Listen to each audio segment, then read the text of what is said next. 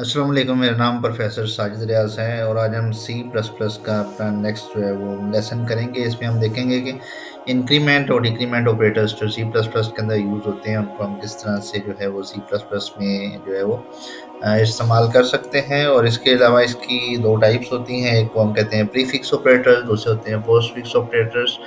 उनकी भी हम जो है वो थोड़ी सी डिटेल देखेंगे कि उनको किस तरह से हम सॉल्व करते हैं।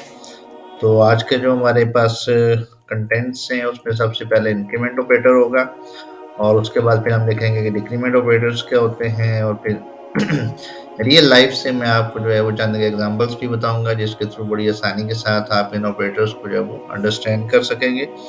और उसके बाद फिर हम देखेंगे कि सी प्लस प्लस के अंदर जो है हम एक प्रोग्राम लिख के देखेंगे डेव सी प्लस प्लस के अंदर कि हम जो है वो एक इंक्रीमेंट या डिक्रीमेंट ऑपरेटर का किस तरह से प्रोग्राम लिख सकते हैं।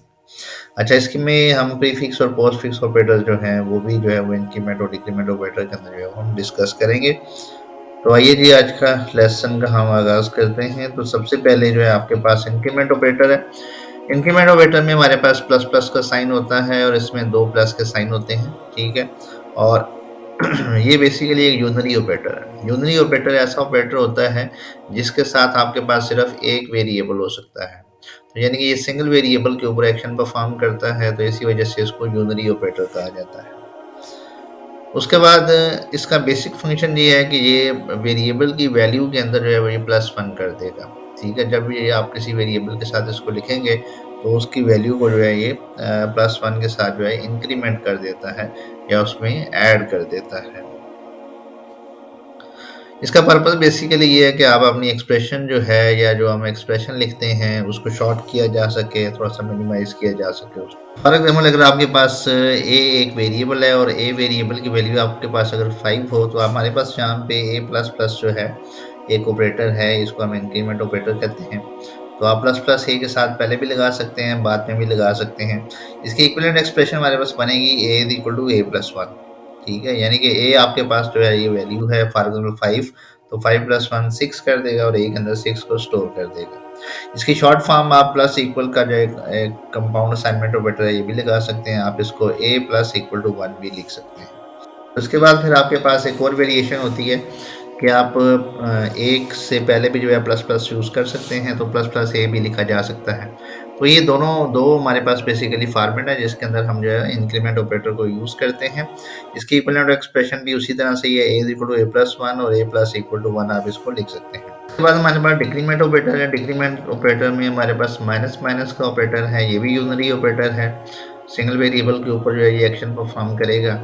और उसके अलावा फिर इसमें ये है कि ये जो है आपके वेरिएबल की जो वैल्यू होगी उसमें -1 कर देगा, यानी कि उसको जो है वो सब्ट्रैक्ट कर देगा या डिक्रीमेंट कर देगा। तो ए इज इक्वल टू 5 अगर आपके पास एक वेरिएबल है उसकी वैल्यू है। और इसी तरह से अगर आप देख लेंगे डिक्रीमेंट ऑपरेटर किस तरह से लिख सकते हैं, ए माइनस माइनस की फॉर्म में आप लिख लें तो इसका इक्विवेलेंट एक्सप्रेशन आपके पास A is equal to A minus one आ जाएगी और A minus equal to one भी इसको लिखा जा सकता है।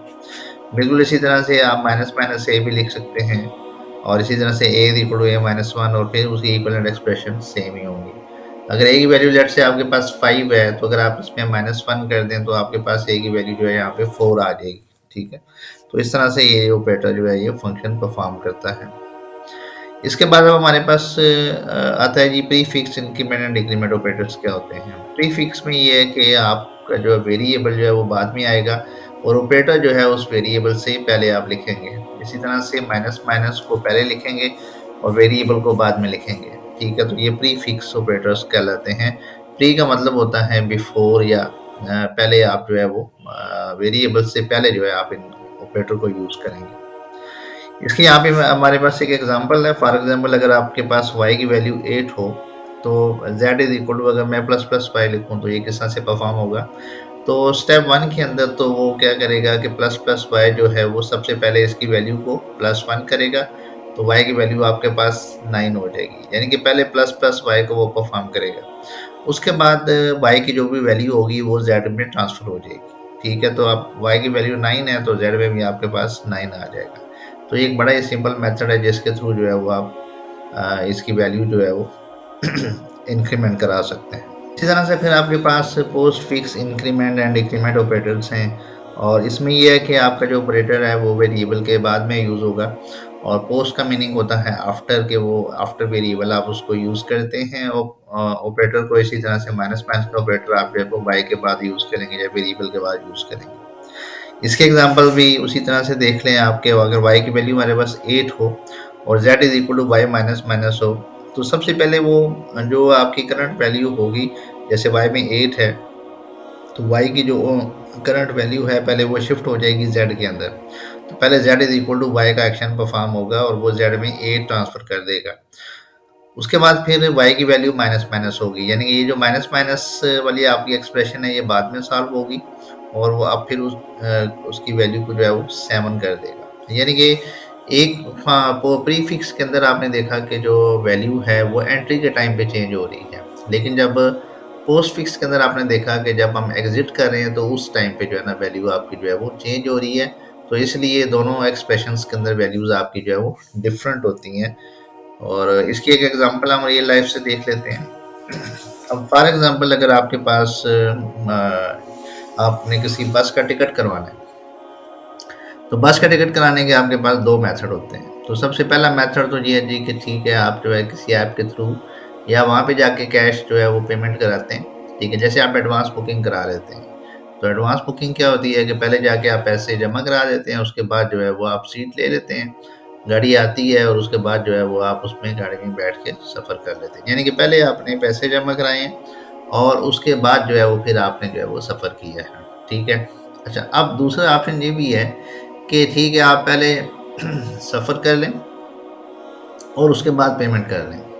अक्सर तौर पे आपने देखा होगा ट्रेन्स के अंदर जो है लोग जो है वो किराया दिए बगैर जो है वो चढ़ जाते हैं, और उसमें ये है कि बाद में जब टीटी आता है तो वहाँ पे जो है फिर वो पेमेंट देंगे तो अपना टिकट ले लेते हैं। तो इस तरह से भी किया जा सकता है कि अगर आप जो है वो पैसे जो है वो बाद में दे दें, और इसके अलावा जो है आप पहले जो है वो सवारी को बैठा लेते हैं। ठीक है, तो ये भी एक ऑप्शन होती है। फिर इसी तरह से फूड पैंडा वालों की सर्विस है। फूड पैंडा जो सर्विस है वो भी इसी तरह से ही है जी आपके पास, कि उसमें भी दो मेथड हैं। एक तरीका तो ये है कि आप पहले जो है पैसे पे कर दें और फूड पैंडा वाले जो है आपके घर जो है वो चीज़ डिलीवर कर दें। दूसरा ऑप्शन ये है कि आप कैश एंड डिलीवरी जो है वो उसके अंदर होता है कि आप जो है पेमेंट जो है वो जब वो आपको चीज़ डिलीवर करेंगे तो उसके बाद जो है वो आप पेमेंट करेंगे। तो ये आप इस तरह से प्री फिक्स और पोस्ट फिक्स जो है वो आप एग्जांपल इसको समझ सकते हैं कि जिसमें आप पेमेंट पहले कर रहे हैं वो आपकी प्री फिक्स है। फिर इसी तरह से जो आपके कॉलिंग कार्ड्स होते हैं, प्रीपेड होते हैं, पोस्ट पेड होते हैं। तो प्रीपेड में क्या होता है कि पहले आपने अगर फॉर एग्जांपल ज़ोन की या जैज़ की कोई भी सिम ली हुई है, तो पहले आप उसमें जो है वो लोड करते हैं, उसके बाद आपके पास बैलेंस आता है। फिर एक आपके पास पोस्ट पेड सर्विस भी होती है, सम टाइम वो आपको लोन दे देते हैं, ₹20 का, ₹30 का या ₹50 का वो आपको लोन दे देता है, और बाद में फिर वो पैसे काट लेते हैं। तो बेसिकली ये दोनों तरह की चीज़ें जो है हम डेली लाइफ के अंदर यूज़ कर लेते हैं। ठीक है जी। अब हम एक प्रैक्टिकल करके देखते हैं डेव सी प्लस प्लस के अंदर के एक प्रोग्राम लिख के देखते हैं कि किस तरह से हम क्या वो सिंपल एक डेव सी प्लस प्लस के अंदर इंक्रीमेंट ऑपरेटर का या डिक्रीमेंट ऑपरेटर का किस तरह से हम प्रोग्राम कर सकते हैं। अच्छा जी, सबसे पहले आप यहाँ पे न्यू इसमें जाएंगे और सोर्स फाइल में इसको ओपन कर लें, हैशटैग इंक्लूड आयोस्ट्रीम, उसके बाद लिखेंगे यूजिंग नेम स्पेस एसटीडी। ये जो शुरू की चीज़ें हैं इसके डिटेल में मैं पहले एक जो है वो एक वीडियो बना चुका हूँ कि आयोस्ट्रीम क्या होती है, यूजिंग नेम स्पेस क्यों यूज़ करते हैं, या इसके बाद जो है हम इंटीजर मेन देते हैं। तो इन सारी चीज़ों के बारे में एक इंट्रोडक्टरी जो है वीडियो पहले मैं बना चुका हूँ, उसका मैं लिंक जो है वो आपको लोगों के साथ शेयर कर दूँगा या आई बटन में भी दे दूँगा, तो वो वहाँ से आप देख सकते हैं।